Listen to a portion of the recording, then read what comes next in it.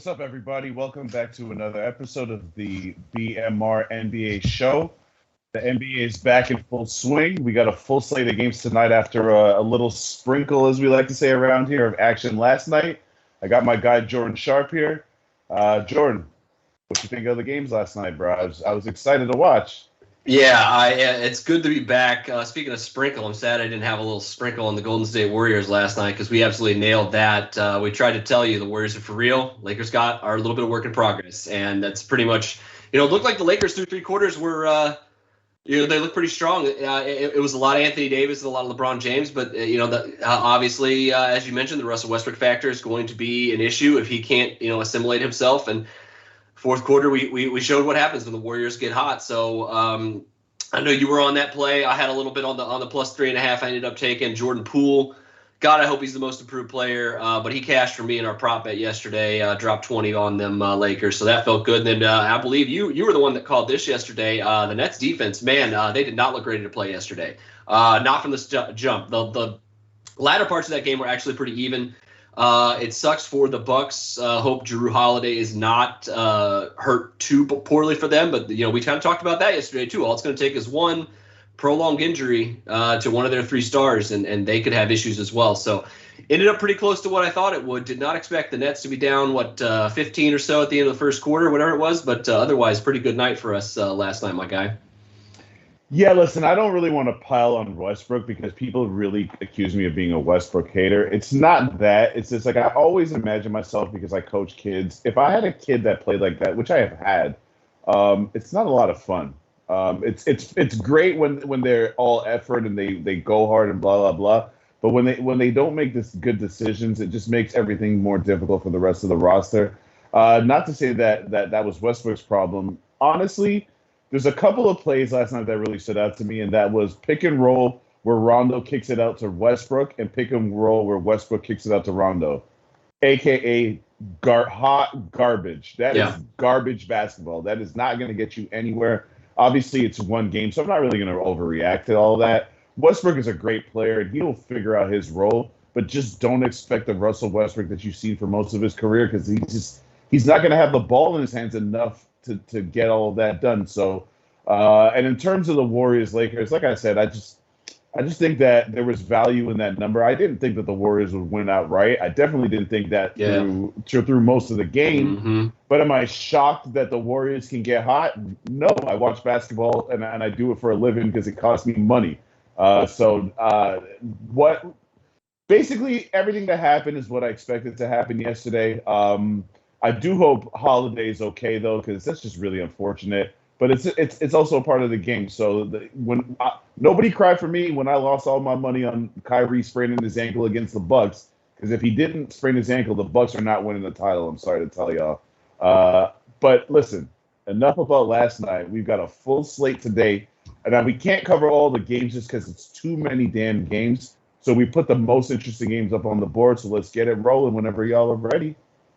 Yeah, let's do this. I'm excited for this first one here that we got going on. Of course, most people who watched the show last year know I'm kind of an Indiana Pacers homer here. It's the city I've called home for the last 6 years. So a little tough to back them tonight, though. I don't know what your thoughts are on that, man. You got a lot of injury issues. Still don't know if Jeremy Lamb, Justin Holiday is going to play tonight. You got Karis LeVert out. You got TJ Buckets obviously still out. It's tough. It's tough, man. But on the other side, I'm not too keen on the Hornets yet either. I think that they could surprise some people this year, but I need to see it. I need to see it tonight. I don't know if you have a play on this game, but I'm kind of staying away, I think, just simply because I think the value would be on the Pacers here, potentially on the road, but too many bodies potentially missing for this club for me to get behind them right now. Yeah, I'm off this game for the simple fact that anyone who watches this show will get used to me saying the word continuity. I believe in that in all sports, not just basketball. If I'm going to invest in a team, I have to know who they are and therefore be able to use that information to project what I think they can do or can't do in a given situation. And in this situation, even though it's not a lot of moving parts in terms of players, continuity with the coach is just as important as the roster turnover. So with Rick Carlisle being in there, his philosophy. First of all, let me just start by saying I believe Rick Carlisle is no less than somewhere between 5 and 10 in terms of best coaches in the NBA. In terms of a pure basketball mind, he's one of the best coaches we have in the league. His old school demeanor, which is, starting to become more of a dying breed, kind of got him in trouble with Luka, but he's a no-nonsense guy. And I think for this specific roster, the personalities that the Pacers have, he's actually the guy you needed. The last time the Pacers were even spoken about as a championship team, other than that small run they had with Paul George and Hibbert, is really when Rick Carlisle was around. Rick Carlisle built this into a championship team, and then unfortunately the malice from the palace kind of ended that. But he is a proven winner, and I think that he's going to change the whole dichotomy of this team. Because for me, they went stale, and Jaron, I've been preaching this to you for a couple of years. They went stale 2 years ago. The fact that they brought all these guys back for another run of what? Mediocrity? People in Indiana are diehard basketball fans, which is not something I'm educating Jordan on. I'm just saying that as a broader statement. And they'll support the team no matter what they're like, but they obviously recognize that changes needed to be made, and they brought back one of their own, a guy who's not only a coach, as a championship coach, but he's a champion as a player. So I expect the Pacers to look way different. That's a long-winded way of me saying I can't bet on them until I know who they are. And on the flip side, I think that's the same thing kind of applies to the Hornets. This is LaMelo Ball's team right now. And if it's not no LaMelo Ball's team, the coach should be fired. And I say that with all due respect to their coach, because I actually do think he's a good coach. But last year, with reason, he was yanking LaMelo Ball out in the fourth quarter of games. Yeah. He cannot do that again this season, because if you're not handing over the reins to him, that means that you're content to be mediocre. And that's not to say that LaMelo is going to lead you to promised land, but he's the best draft pick you've had since I was a young man, and that was a long time ago. So they owe it to the franchise to turn this over to LaMelo. I'll turn it back over to you, Jordan, to get your opinion, but it's basically too much turnover, too much unknown for me to get involved in this game. Yeah, the Pacers on that end, just to wrap this one up, and we've, like you said, this is the third season that you and I have done a show together in some form, and we've basically said it all year. The Pacers are a group of individuals. They are not a team. They look like a team occasionally, post Oladipo, and even pre Oladipo as well. But the coaching has not been there, especially this last season with Bjorkgren. And also, by the way, it's good to see him back on the bench, by the way, with Toronto. I'm sure we'll get to them another day. But the Pacers with Rick Carlisle, you kind of get the feeling around here that they have the chance to come together as a unit and actually play together. And that's something that kind of excites me. Now, granted, we got to know this. We got to have the full roster. You have to have – Karis LeVert has been banged up ever since he's put on an Indiana uniform. T.J. Warren has had this unfortunate foot problem that has taken longer to heal. It seems like that's two of your main scorers. Essentially, those two and Brogdon are your three best scorers, along with Sabonis, who's kind of gets his more so either in the post or off of setups and pick and rolls and stuff like that. So talking about three guys that can get your own shot, and two of them are missing right now. I don't care how good Rick Carlisle is. It's not going to come together right now, especially against the Hornets team that has a ton of athletes and they're going to try to run the Pacers out of the gym. And that's kind of what my final thought on this here tonight is. If there was a play I was looking at, it would have been the over here. But you look at the way the Pacers have now kind of shifted from Bjorkgren to Carlisle. Carlisle is going to slow this team down, I feel like. And he's already shown in the preseason. They're like 25th in the preseason pace, I believe. That's way down from top 10, top 12 where they were hanging out last year. If that's the case, I understand the steam on the under movement here in this one, but it's gone down from 224. I think I'm seeing 223s now at certain shops. Kind of beginning of the season factor, obviously first game jitters and the like is going to play into that. I'll get to that and we'll hear a little bit more in just a minute. But for this game, you hit the nail on the head, man. It's a lot of unknown. It's so much unknown that if you are confidently betting in this game, I either have a really great angle that I definitely have not thought about or know about, or you're trying to just throwing money at it, because this is the kind of the epitome of gambling on a game right now is this one. Yeah, you may think that, the Hornets are going to run over the Pacers without two of their best guys, but the Pacers are tough, man. They have a lot of big bodies that they're going to give the Hornets some trouble tonight, regardless of who plays and regardless of if they have Lamb and Holiday either, because ton of wing depth, but Pacers still got a ton of guys. Chris Duarte is going to play a lot, I think, this year. We obviously saw what O'Shea Brissett could do from the forward position last year when he got a chance to play. team's deeper than I think a lot of people give him credit for, because I have seen a lot of people kind of standing on the Hornets this morning, and I'm kind of the bone here, sitting here like, yeah, I'm not going to be fading the Hornets by any means, but I'd be a little bit questionable of that. All right, well, that's way too much about this game, but I let it slide because you're from Indiana, so I know you got to get. Listen, y'all. If y'all want some Pacers insights, you got to let Jordan go because he's in there, he's absorbing, he's reading the local story, so he's got some Pacers insights that the rest of us just might not have. So that being said, I'm very interested to hear your opinion on the Bulls and Pistons because you already know, Jordan. Last year, I was all over the baby Bulls, cashing a lot of tickets with them. Even though their regular season record doesn't indicate it, they were one of the best ATS teams for like 3/4 of the season last year. So that I bring that up specifically to say a lot of y'all are really gassed on some of these preseason highlights. Let's pump them brakes. They did all of that when the games don't matter.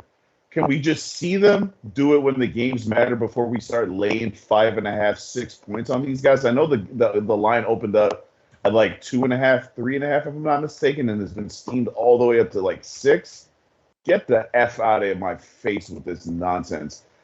This is a team that did not have a good season. This is a team with a ton of roster turnover. I mentioned continuity. Does that mean it's not possible for them to come out and blow the doors off a Pistons team that they're much better than? I'm not saying that. What I'm saying is if you want to make money in this game in the long run, you ain't going to doing it by laying points with teams that are unknown on the road. If you're laying this many points on the road, what you're saying is this is one of the contenders. This is one of the teams that should be respected no matter where they play. Sorry, that's not who the Bulls are yet. Could they be that? Maybe, but not today. And as for the Pistons, they actually have more continuity than the Bulls, even though that sounds kind of ridiculous because they lose a lot of games. But I know they play hard. I know they have a coach who has a very specific philosophy. That's a no-nonsense. You better come and play hard and practice hard, or you will not see any piece of the court. I don't care who you are. And that is exactly what young players need. I think Cade Cunningham is actually lucky to be under a guy now I can't remember his name. I'm sure you'll tell me because the old Raptors coach, Dwayne Casey. Yeah, Dwayne Casey. He's lucky to have a guy like Dwayne Casey because he's never going to have a stricter coach than that. So if you can survive under life with Dwayne Casey, the future looks bright for you. I think he's going to be a great player, but he's even questionable in this game. So I would take the points with the Pistons, but his status has me kind of off it. But if you're laying points with the Bulls, you're much braver than I am. I can tell you that. Cade Cunningham officially out tonight. Got ruled out. There you go. Just last night. And to tell you the God honest truth, and you know me, the Bulls are my other team, along with the Grizzlies and Pacers. If Cade Cunningham was going to play tonight, I would take the points. I believe that is one of the reasons, other than the Bulls kind of getting a lot of preseason hype, as you mentioned.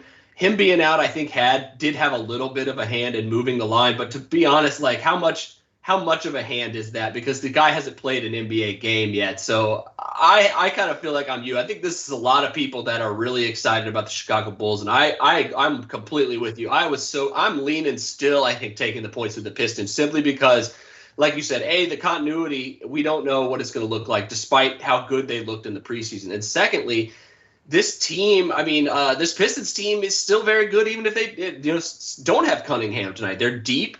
They match up, somewhat well with the Bulls. They brought in Kelly Olynyk to kind of bring them some more scoring there in the starting lineup, and when they need some offense and pulling Vucevic away from the basket tonight, leaving some wide open spaces. We know Vucevic already not a shot blocker.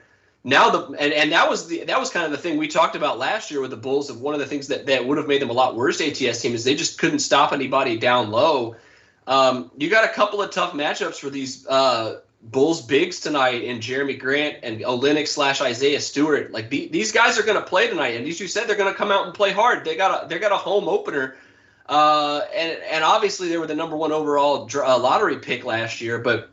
And they probably will still be top 5 lottery team this year. I'm not saying they won't, but this team doesn't have a lot to lose, and we've talked about this several times in this show, even if it's at the end of the year. But Team versus team with a lot to prove, and basically that went all in to try to appease Zach LaVine this offseason to try to get him to sign an extension after this year.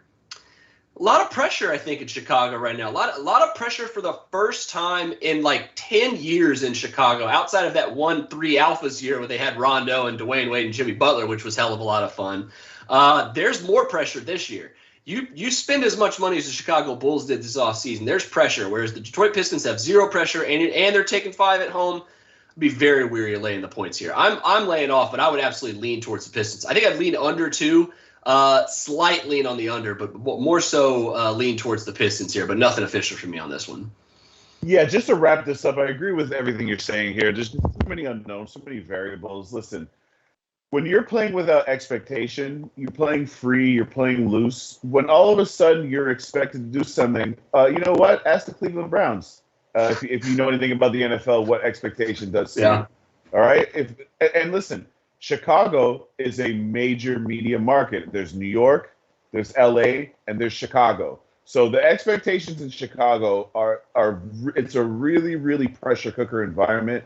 We don't know how these players are going to respond. We don't even really know how Zach LaVine's going to respond. Again, he was balling out of his mind last year, but that didn't really translate to winning. I think that he didn't have the supporting cast necessary to get that done. And speaking of pressure, there's a ton of pressure on Billy Donovan. Billy Donovan's going to have to start producing some wins around here, or else what's his excuse now, right? Because it's 2 places where it hasn't exactly worked out for him.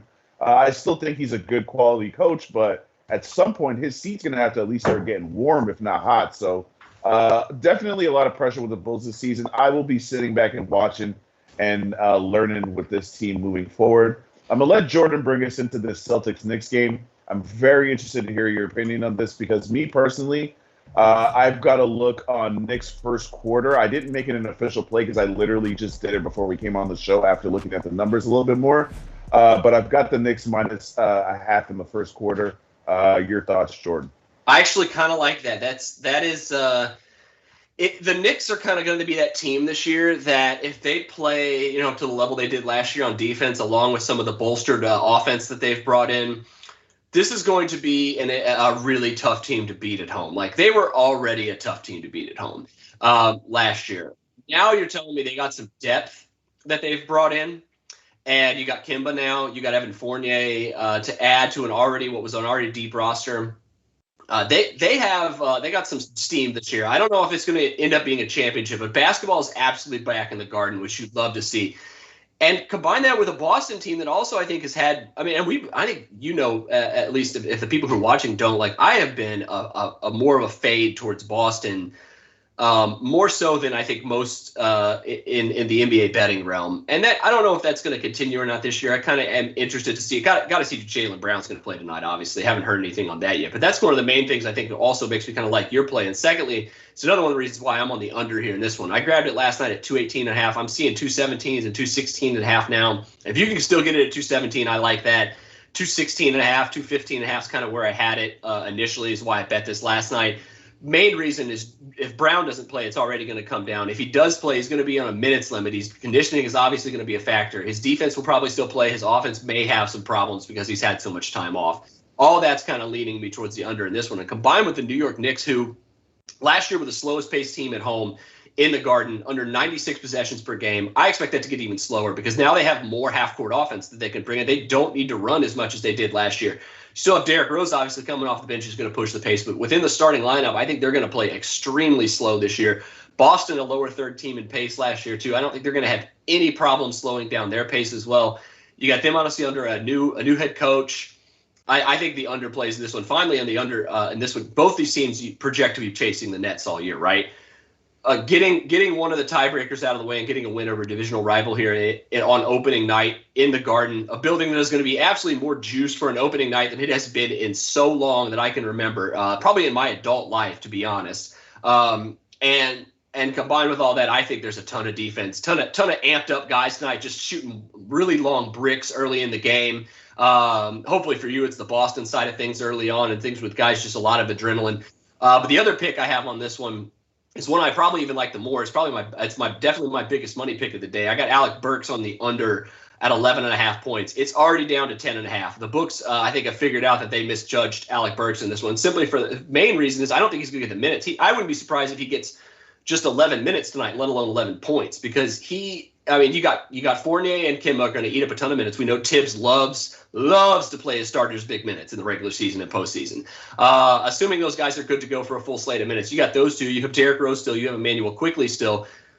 Alec Burks is kind of the fifth guy behind all those, in my opinion. I don't know what you're, but I mean, with the money they're paying, with the money they paid D Rose and Fournier and all those guys in the offseason, like absolutely, he's kind of going to be that fifth guy off the bench who maybe only gets 10 to 15 minutes. If he's only getting 10 to 15 minutes, I think under 10.5 is still a good value. Not as good as 11.5, obviously, but it's still a good value as long as he doesn't see more than 15 to 20 minutes. I think that's probably, especially with the defense that probably is going to be played tonight as well, while underplay. So I'm hoping these two correlate. Wonder what you think about those two. My only two of the day so far right now. Yeah, I'm just like, let me just be honest with you. For example, my play yesterday, I'm taking points. All three of my plays today, I'm taking points. Yep. The only situation, I know it's not an official play, but I'm just saying I have money on it, is the Knicks in the first quarter -0.5. Like, I'm just very, very leery of overvaluing anything to start off the season. So I'm kind of I'm almost like playing defense with these bets where like you're giving me points, I'm gonna take them. So I'll kind of just, instead of giving my opinion on your picks, I'm just gonna give the thinking behind my first quarter pick, and it's kind of like people in New York are just desperate to see a winner.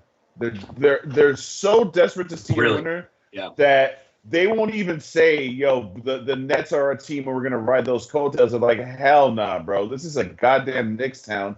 And losing to the first round in Atlanta means so much more than the potential that the Nets have to bring a championship to the city.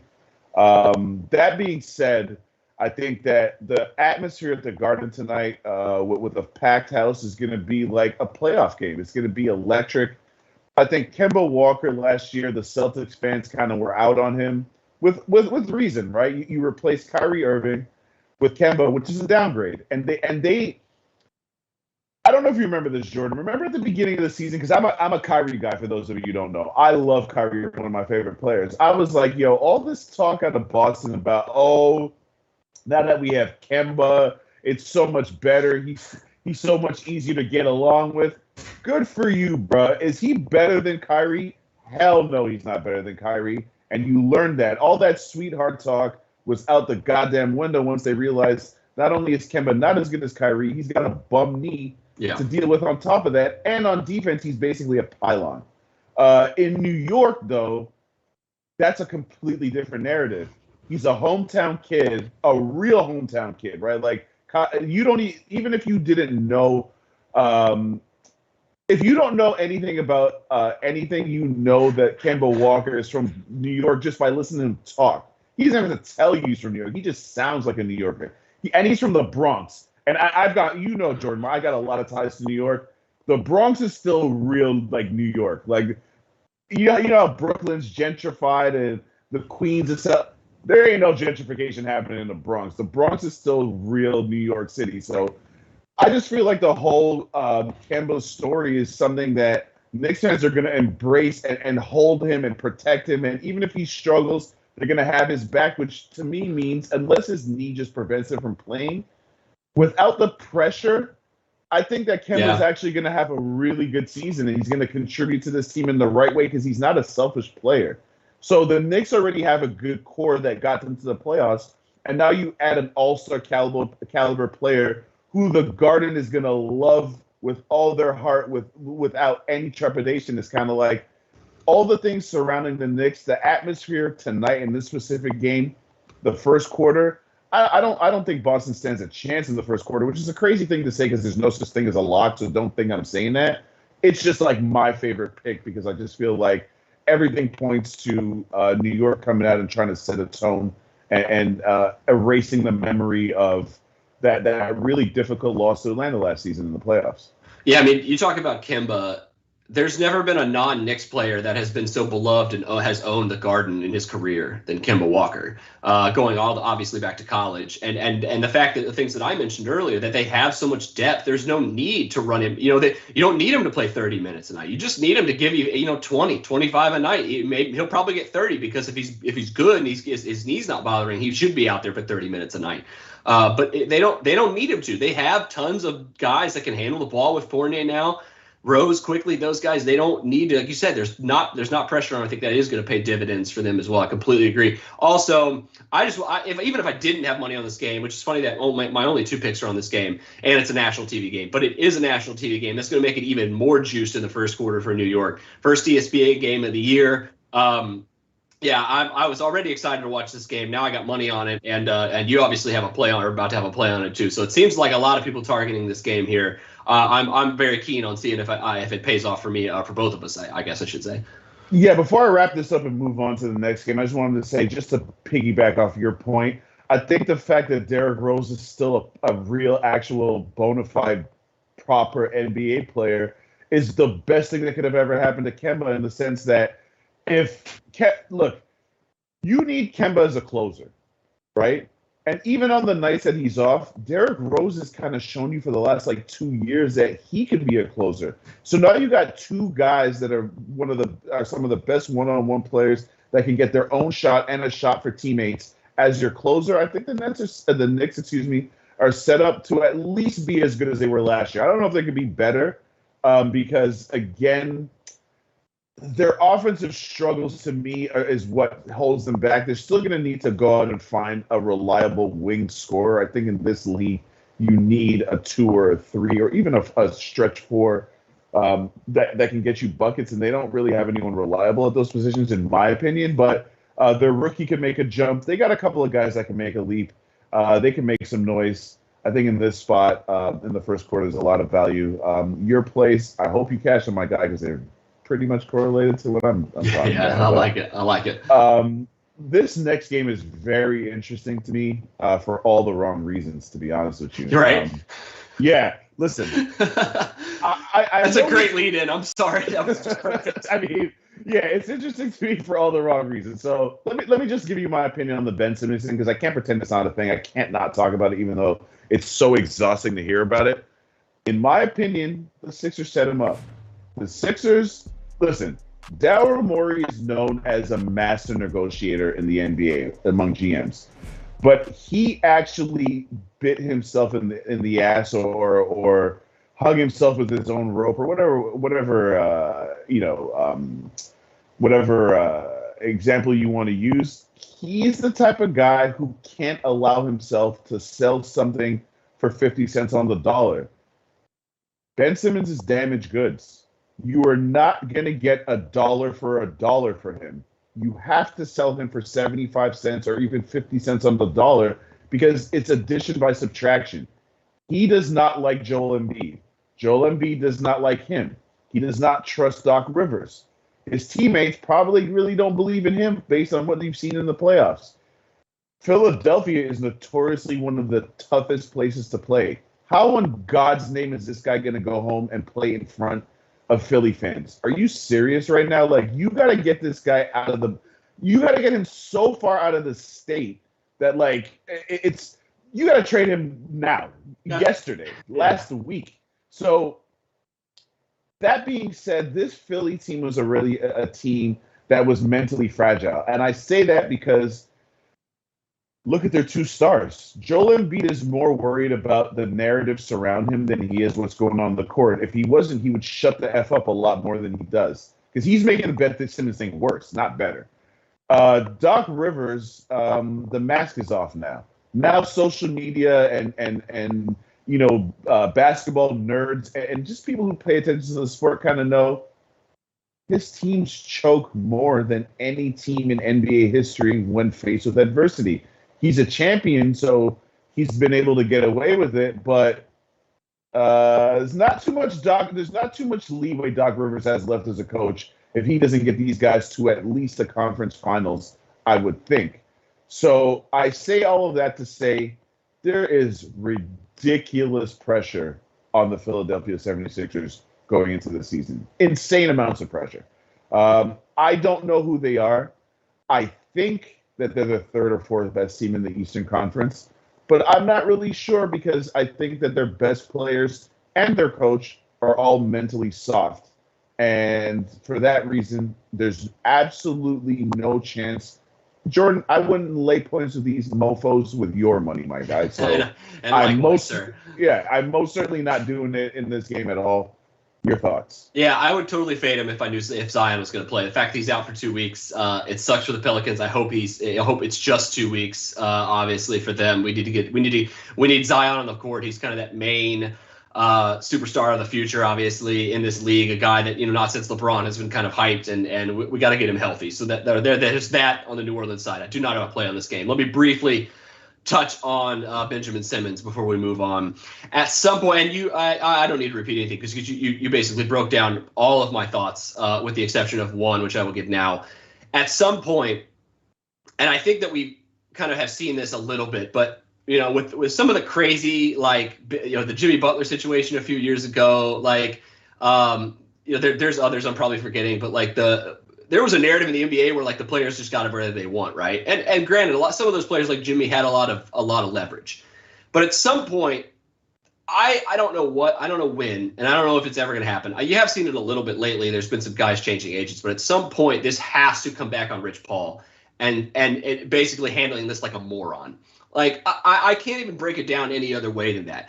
How Ben Simmons hasn't been paid a dime this year. Even showing up, I thought he showed up because they worked out some sort of backdoor agreement where he could continue to get paid and just, not play, and they'd work out a trade situation so he could kind of save face. No, it looks like he's just they swung and missed, and then they swung and missed again. Like you said, and Daryl Morey has held fast, and he has not given in to the insane demand of a guy who's under contract for the next 4 years for $180 million or something crazy.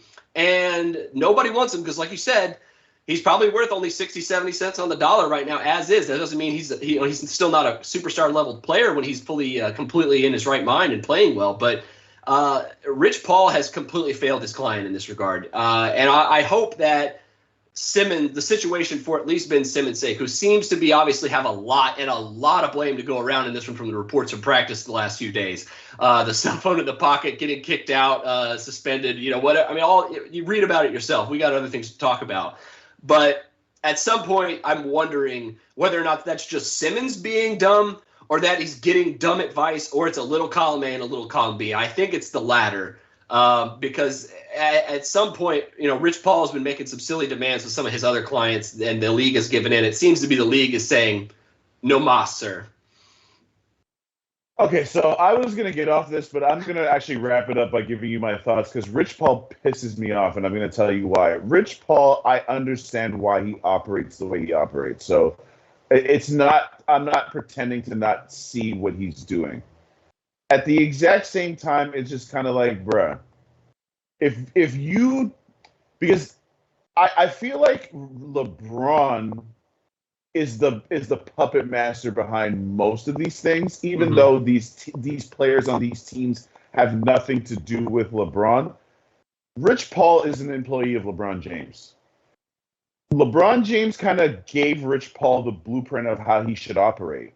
Rich Paul, then being empowered by LeBron, kind of acts like he's above the law. Yep. And that's where I feel like it has a negative effect on his clients, because his clients are kind of like, oh, but I'm protected by this Rich Paul cloak of invincibility, so I can just act however I want. Now, if you're asking me, do I prefer it to be a players' league or an owners' league? I prefer it to be a players' league because 100%. I feel like they're the ones that generate the money, and the owners are just benefiting from that.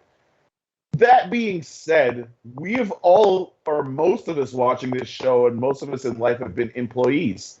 You have a contract. If you do not honor your contract, you are in the wrong, sir. I don't want to be that black and white about it, but like that's just what it is. And Rich Paul feels like he can just operate in a way like, nah, my clients don't have to respect their contract because I'm Rich Paul and what my players get out of here with that, bro. There's a few dozen players that can operate like that. Ben Simmons is absolutely 100% not one of them. Not a year ago, not 5 years ago, not now. He's never been that player. There's only a few dozen guys, maybe even less than that, maybe like 15 or 12 that can operate that way and basically are run LeBron being one of them. Obviously, there's others. It's not Ben Simmons. Dude. You're not in that club, man. You're not. I don't think you're ever going to be in that club after this, even though your agent seems to think you are. Yeah, and look, I was out on Rich Paul, and again, this is not his fault. He's just doing his job and doing what's best for his clients. When they basically strong armed the Lakers into giving Contavious Caldwell-Pope all that money, it's just like, oh my God, dog! Like you're just making a mockery of the system at this point. It's just kind of like you're almost like holding teams hostage to your demands. Like, oh, you people that don't pay attention to the NBA think, oh, LeBron went home to Cleveland and to get his hometown team a championship. That's nonsense, bro. He was trying to do in Miami what he's doing now in LA and did in Cleveland, and Pat Riley gave him the middle finger and was like, yo, this is my show. You and your crew get the hell out of here, bro. That's why he left Miami. So my disdain for that crew is not just something that just happened. I've been watching what they've been trying to do for like 10 years, and they believe that they're above the law, and it's just nonsense. But that's enough of that. Pendulum swinging back the other way right now, and you can see it with the Ben Simmons thing. Exactly. So let's just get this back to some positive vibes and keep talking NBA and what's happening today. The Oklahoma City Thunder head to Utah, and I'm very curious to hear your opinion on Utah, Jordan, because I never fully bought into the Jazz last season. Call me a hater, call me whatever you want. I just feel like they're just too top heavy. I've said if Donovan Mitchell gets injured, their season's gonna go down the drain. They kind of proved me wrong though, because he got injured and they still maintained the number 1 seed, right? They still stayed there right at the top of the conference. But what happened? When it was playoff time, your team is too damn top heavy. When you're relying on a 6'2" guard to be your best player, and your next best player is so much worse than he is, you're asking Donovan Mitchell to do too much. The old version of Mike Conley, maybe that could be a second fiddle, but again, your 2 best players are my height. That again, just look at NBA history. How many little dudes other than Steph Curry and Isaiah Thomas have been the best player on the championship team? That would be none. 0. And those 2 guys, I just named you 2 of the 50 to 75 best players in NBA history. Yeah, that was it, yeah. So unless you think Donovan Mitchell is in that class, which I do not, this is a formula that doesn't work. Newsflash, Rudy Gobert is useless in the playoffs. Obviously, useless is too strong of a word because he is a good player, an all-star caliber player, but his offensive deficiencies are kind of similar to what held Philly back with Ben Simmons. You can't have a 0 on offense, get that many minutes, and not think it's going to negatively impact your team. So as for this game, I'm not laying this many points with anybody against anybody. So let's just start there. Oklahoma City, I think they're going to be a lot better than what they were last year. And last year, we both learned the hard way. They're spread busters. They will hurt your feelings if you keep fading them too much. So for me, it's kind of thunder or nothing in this game. What are your thoughts, Jordan?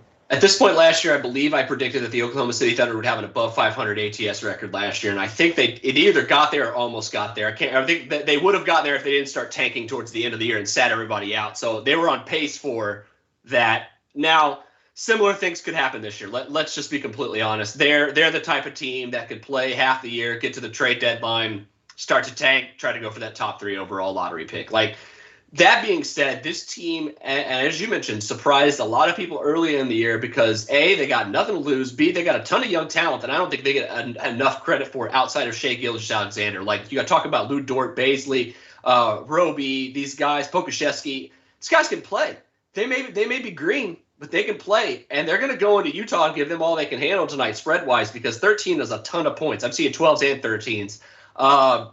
It's still a ton of points. Now, the one thing with Utah is I'm not going to get in the business of fading them at home. If roles were reversed and Oklahoma City was taking 6-7 points at home, this would be one of my official picks in this game because I agree with you completely on Utah, whereas Oklahoma City may, in fact, they definitely don't have a better starting 5. They may have a deeper team, though, and with a lot of young guys who can run it, we're going to push the pace, try to jump out early in this game, try to get a lead, and try to prevent Utah from playing the way they want to play. Because, like you mentioned, soon as they got behind, Rudy Gobert became essentially useless.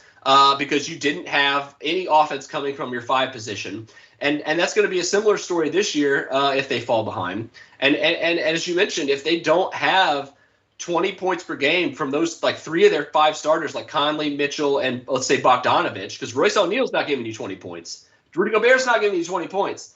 If they don't get 20 more for those 3 guys every night, they're going to lose. They're definitely not going to cover tonight if they don't get it. Now, the question, they got an implied total pretty high tonight, and OKC's is quite low, obviously.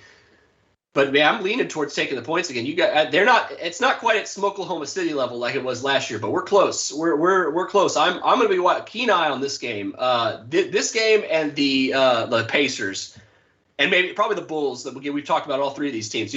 These 3 teams that I'm keen on, but I got to see it first. I really have to watch it with my own eyes first before I believe it. Definitely not going to be easy to take points with them in Utah, though. It's a place where Utah is tremendously better than they are on the road, and that's been the case for years now.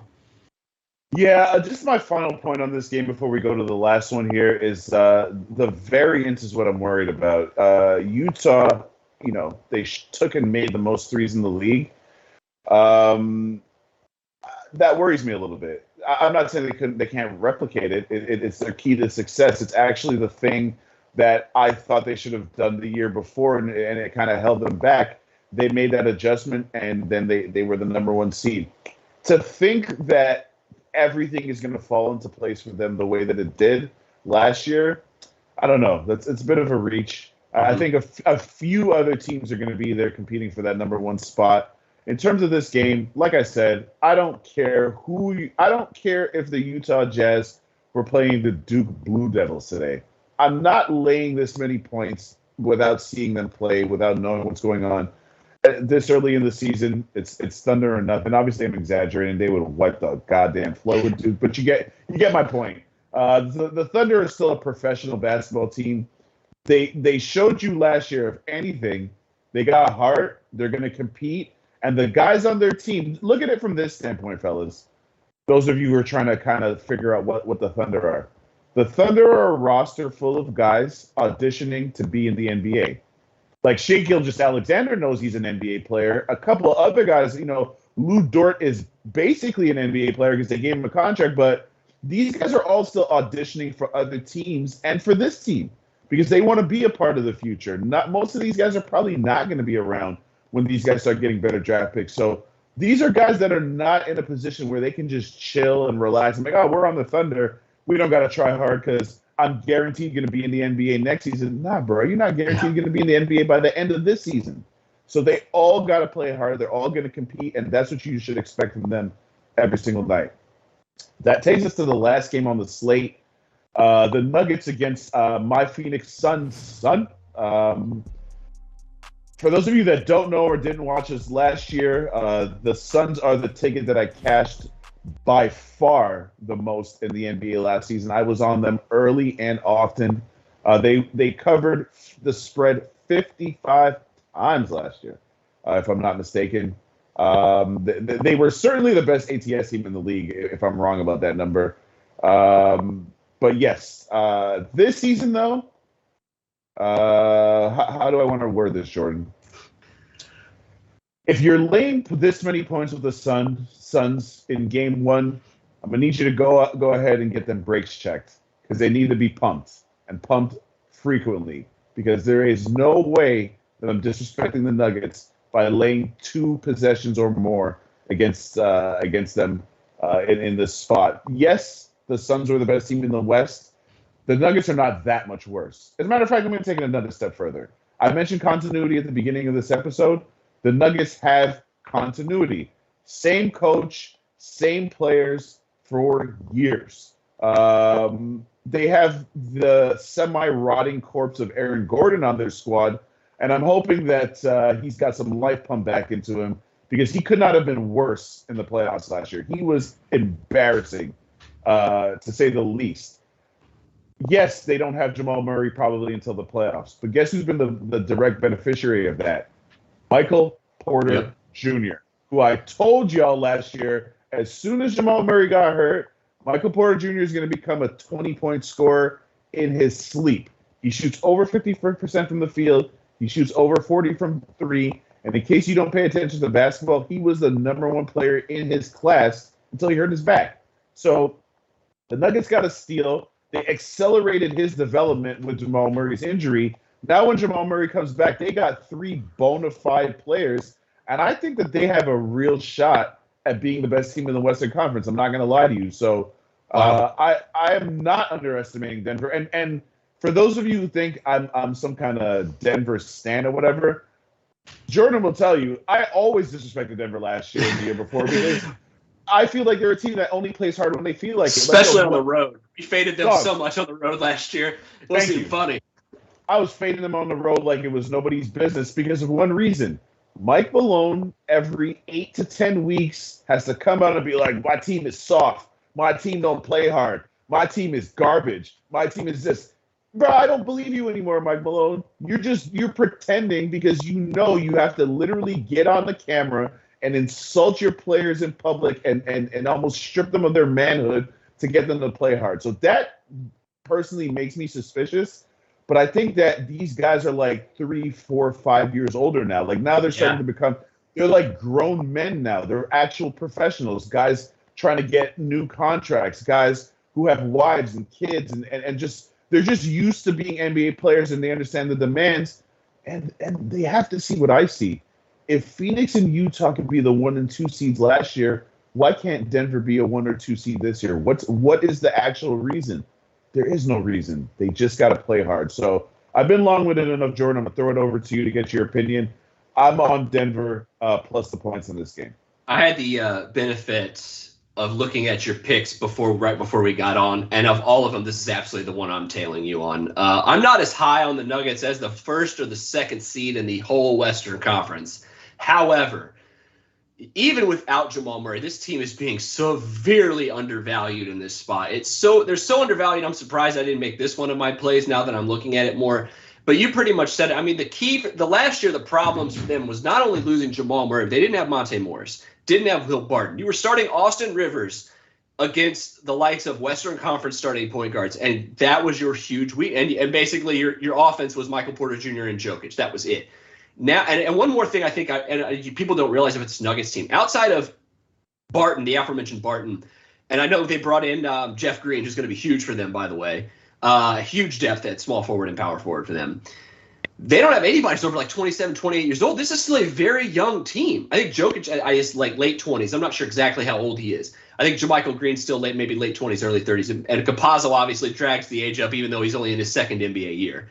This is a young team. This is a young team who, even without Jamal Murray, has tons of more depth than they did at last year in the season when they lost Jamal Murray. Monte Morris is going to be huge for this team. He's already a very good player. Being able to fill in with him and Campazzo and Barton kind of handling the ball handling duties with maybe Rivers as well, depending on what kind of game flow. Without Murray, that's a lot of guys that can get you where you need to go, even in a tough Western Conference. And as you mentioned, their depth with Michael Porter Jr. in that forward group is very good. They have the reigning MVP. As long as they can stay healthy, this is a team that I will be betting on as well. Now, tough on the road, obviously, because last year, and this is the thing that I think maybe is keeping me from just firing away blindly, is that on the road, their defense was completely different from where they played at home. Now, granted, it's a lot easier to play at home in that altitude when you're used to it. A lot easier to play defense against guys who may not be used to it, especially later in the game. So their legs are getting tired. They're getting a lot winded. They're losing oxygen a lot faster than you are.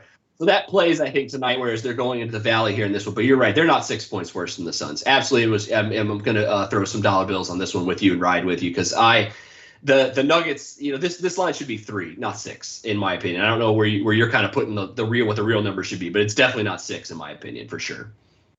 Yeah, I'm going to get to that in a second. I just want to throw a couple of shout-outs to people in the chat. We got Jay Money in the chat, and if I need to tell you who Jay Money is, what are you doing with your life? You're not paying attention, man. Come on, bro. Jay Money is one of the best in the business. We got my guy Spread Astaire, one of the nicest dudes of all time. Check him out wherever you can for some great insights because he really knows his stuff. And shout out to Oscar Van Verde. What's up, brother? But getting back to this game, I think the proper spread would probably be like Suns minus 3.5, maybe 4. Yeah, 6 is right to me. It's just too many points. And I'll say this. First of all, Jokic is 26, which is kind of ridiculous. Oh, wow. Yeah. He's going to be 27 around All-Star game time. So actually, that brings me to the point that I'm going to make to wrap this up, and then we'll get over to our picks. All of these guys on this roster have grown up together. Mhm. Jokic, Murray, Monte Morris, Will Barton. These guys have all been playing together for several years and know Mike Malone's philosophy and are a part of the Denver community. And like, I just think that I'm not going to say it's now or never, but I just think that they showed us last year when Jamal Murray went down and they didn't falter, that their continuity and their strength as a unit was enough to carry them through. I think that's going to be a similar case this year, and they're going to be looking at it like, yo, we got a top 25, 30 player coming back into our roster, and if forget about where he ranks as a player, you talk about pure scorers, he's got to be top 10. He's one of the purest scorers in the league. You got him coming back to your roster right around playoff time, and you know you're going to make the playoffs. I think they're going to be really, really motivated to position themselves to have home court, which for them is massive. If they can get the 1 or 2 seed and have home court through most of the playoffs, look out for these Nuggets. That said, let's go through our picks real quick so we can go ahead and wrap this up today. Yep. I'll go first here real quick. Only 2 for me. Same game. Celtics, Knicks, under 218.5. If it's still hanging out at 217 at your shop, I'd go ahead and fire away. Alec Burks under 11.5 points. I know that's down to 10.5. I still like it. I don't think he gets a ton of playing time tonight. Yeah, my 3 picks, we didn't cover this game, Cavs, because I know some people are looking at us like, bruh, Cavs are one of your picks, really? Listen, man, Minnesota is laying 7.5 points. Why? And that's a serious question. That's the only. I'm sorry, not Minnesota. The Cavs are playing Memphis. The reason why I'm taking the Cavs plus the points, I apologize to you guys. I was thinking about Houston, not Cleveland, because I was really considering taking Houston too. But the reason that I'm actually taking the points with Cleveland and I'm not laying the points with Memphis is this. When a team is favored by 7.5 points, what you're saying is this is one of the better teams in the league, or you're saying they're facing one of the bottom feeders of the league. How do I know that Cleveland is who they were last year? I mean, I think they probably are, but I don't know that for sure. To me, they showed some life last year. They still showed fighting spirit when they kind of really didn't have a reason to. They're another one of these teams where they have so many young guys. You worry about veterans coasting. You're not really worried about young guys coasting because young guys are still trying to prove who they are so they can get that next contract and really actually make some money and make a name for themselves. So I think that the Cavaliers are being way undervalued. Jordan just asked me, what do I think is the correct spread for the Phoenix game? I think the correct spread for this Memphis game is Memphis minus 5.5. So I'm really just betting the number with Cavaliers at plus 7.5. Please don't think I'm crazy. I haven't lost my mind. I'm taking the Magic plus 6. I'm taking Denver plus 6. Please get used to this because I will be taking points for the first couple weeks way more often than I'll be laying points. And your guy Jordan, you can count on him for. See these looks that Jordan's got? He's educated me because I haven't even looked at props yet. That being said, thank you guys for joining us. Make sure you go to bookmakerreview.com. Check out Jordan's articles there, my articles there. All of the guys really have sharp articles, whether it's basketball, football, whatever sport you're into. Please hitting the like button helps us out a lot more than you could possibly realize. But don't forget to share and subscribe. We'll be back tomorrow, same time, same channel. Thank you for joining us, guys. Yep. Good luck tonight.